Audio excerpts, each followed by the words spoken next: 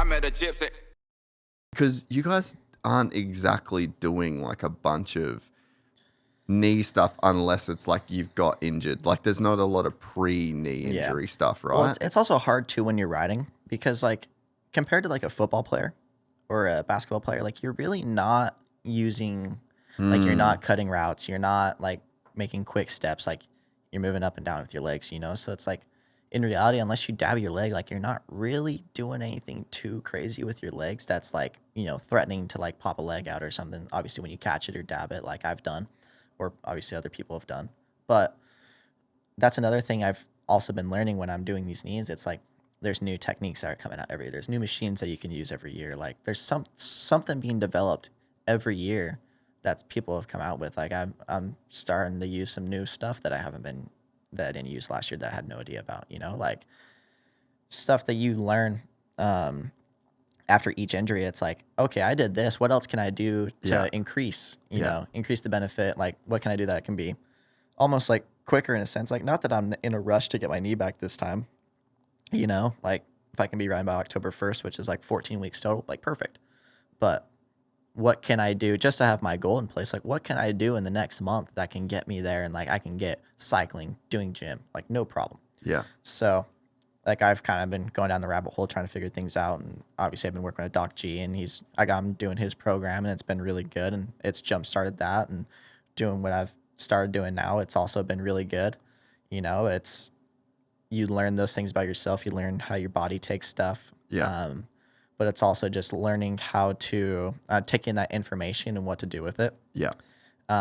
You got to do a lot of studying, a lot of sitting down. It also helps with the connections I have with people or the people I have connections with than the people they have connections, you know? Yeah. So obviously Dr. G has a lot of connections with the help of Jet, Johnny O. They have their own connections too. So being able to use those as well, it's, you know, really cool. But that's the part I do enjoy about recovering from a knee.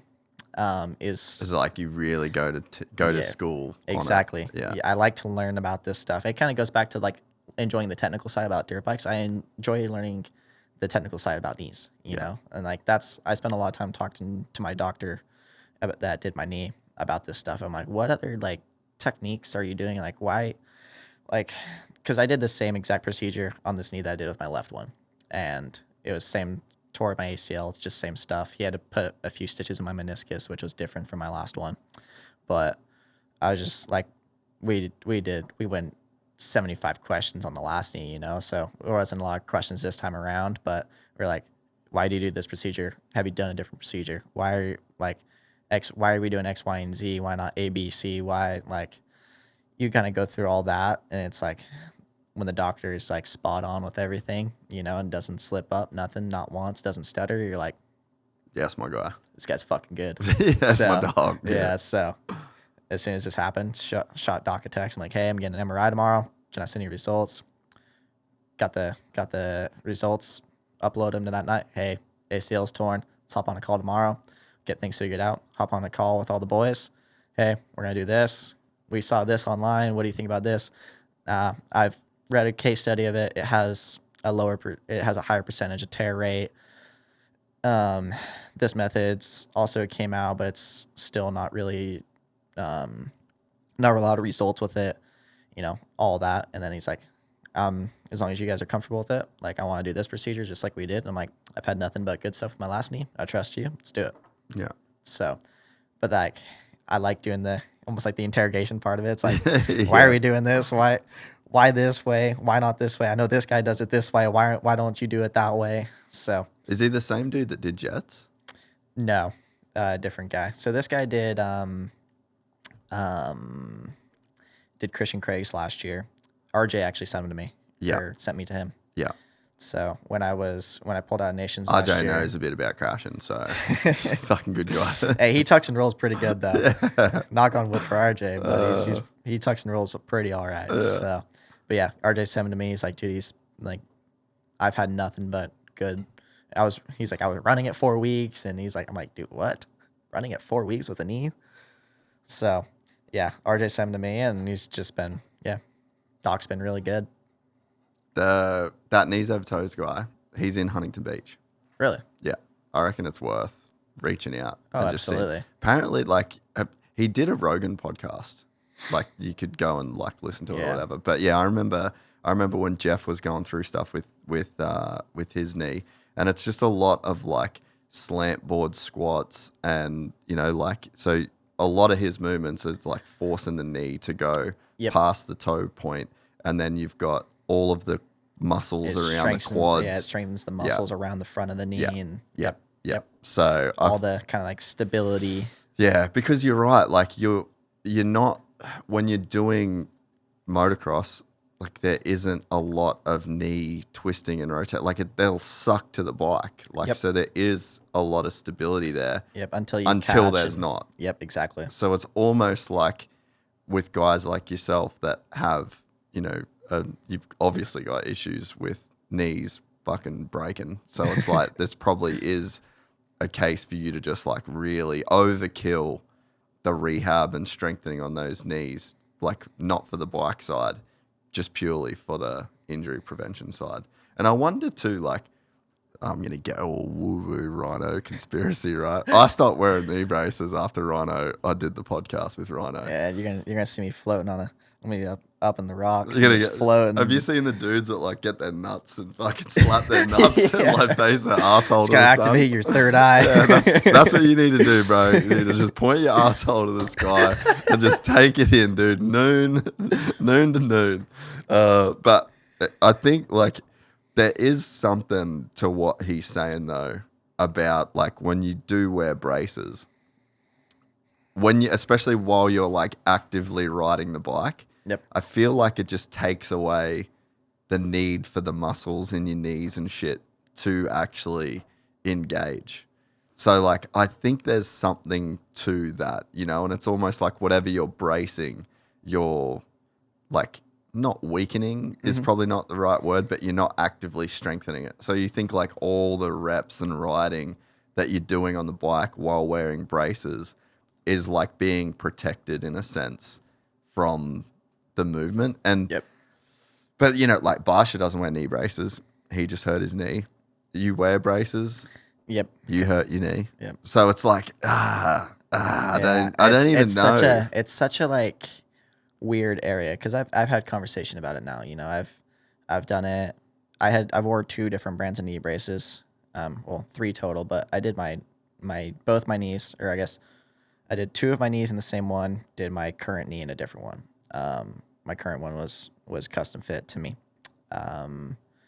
So like I said, still tore it. But like even, my doctor said, and like everyone kind of knows this, like once you get like that right, like pressure and movement on it, he's like, nothing's going to protect it, know, but it's like, I kind of sit there and think about it.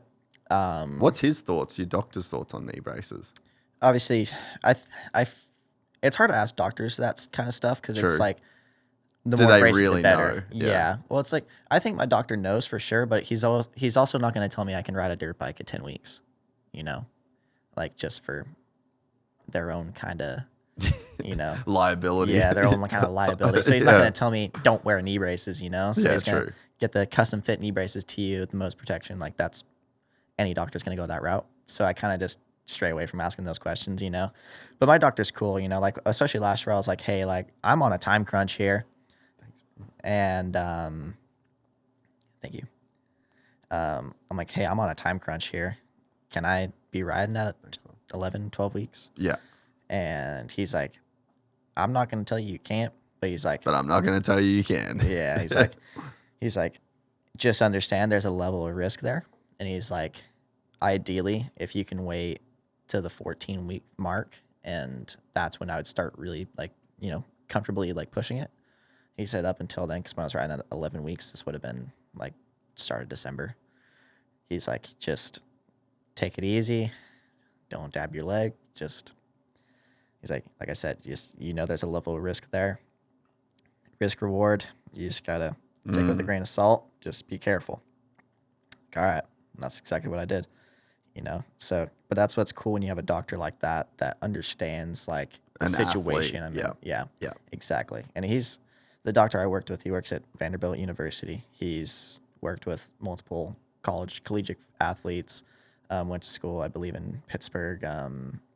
Some stuff with the football team there. Like, I feel like anytime a well-respected doctor works with collegiate athletes, Yeah, football yeah, players, basketball players, no matter what, like, to me, that's yeah. You have to know what's up. yeah, you have to, especially when it comes to knees, and I'm a big football guy, so I love watching their recovery, and their recovery stuff is insane. Like the amount of machines they use and what they have access to, like it's unbelievable what they use. And it's like, why don't we bang our bodies up every day, every race weekend? Like, why don't we do this? It's like, you kind of sit there, but it's like their technology advancement, there's a lot more money in it. Like, there's hundreds and hundreds of millions of dollars more. Exactly. So there's so much more like access to that shit than we have, but yeah, like back to the knee braces thing, there's something about, I think, limiting your body to its natural, rotation or just the way the body just naturally moves. I think there might be something to it to where limiting it is a negative for sure. I think in some spots, because everyone did with the neck brace, it's like, does it save your neck from breaking or does it break your collarbones? Like, does it like... Dude, I broke 3 collarbones wearing a fucking neck brace. Yeah, I used to wear a neck brace too. And I never had a problem with it. Like they were always good to me. And, like when I kind of like, hey, I don't really want to wear a neck brace anymore. They're like, it's cool. Like, because I was sponsored by a company that, that made them. So, And again, there's probably 2 and 4. Like, there's probably times it's going to save you, and there's probably times absolutely. it's going to but not. It's the same thing with the knee braces too. Yeah. It's like, yeah. If I was wearing knee pads, would it have been different, or would I have done the same thing? My brain tells me I would have did the same thing. Yeah. But my brain's also telling me that the knee brace isn't really saving it. Yeah. But it's like, have you ever worn without it? Have you ever rode without it? Never have. Dude, maybe go for a trail ride. Yeah, I think I was definitely going to try it, it doesn't hurt to try, and especially trail ride and stuff, like it doesn't hurt. Hunter wears knee pads. Yeah. Yeah, he's done both his knees and knee braces, worn knee pads, and he's had no problems with it. Jet wears braces, eh? Jet wears braces, yes. Yeah. The crazy thing, so it was so funny, dude. Like I think we put it on like a fucking vlog or something at some point. But I literally did the pod with Rhino. And it was when I was in Australia, so like we had the Aussie studio, and literally around the corner is MX Store, which is like motorsport.com for Australia. I fucking left the studio, I drove to MX Store, and I bought some knee pads, and I literally never went back. Never worn them. I've heard the feel is amazing. You know what's crazy, dude? I could feel my feet. Really? So in 2019, I went to Townley's place. Have you ever hung out with Townley? I had much to do with him. If you enjoyed this content, please like and subscribe. And to listen to the full 3-hour podcast, search Gypsy Tales in your favorite podcast platform or click the link in the description below. Gypsy Gang.